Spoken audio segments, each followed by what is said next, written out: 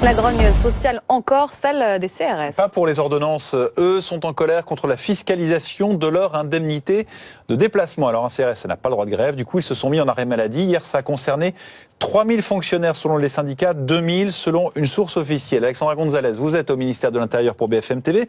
Réunion ce matin avec Gérard Collomb. Qu'en est-il ressorti ?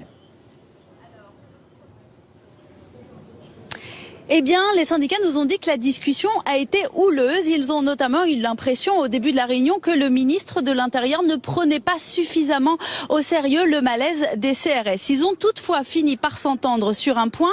Les syndicats vont pouvoir renégocier les conditions de travail des CRS d'ici les 15 prochains jours et ils revoient ensuite le ministre le 6 octobre. D'ici là, les syndicats appellent leurs collègues à reprendre normalement le travail. Écoutez l'un d'eux au micro de Juliette Dubois. Aujourd'hui, on est dans la négociation. Donc, moi, j'invite mes collègues, effectivement, aujourd'hui, à reprendre un service normal. Mais si le 6 octobre, la réponse n'est pas à la hauteur de leurs attentes, la riposte sera encore beaucoup plus forte que ce qu'elle a eu lieu hier. C'est pas 2500, mais c'est certainement le double qu'on mettra sur le tapis à ce moment-là. Donc, il faut que Gérard Collomb en soit conscient. Je pense qu'il a reçu le message 5 sur 5 là-dessus.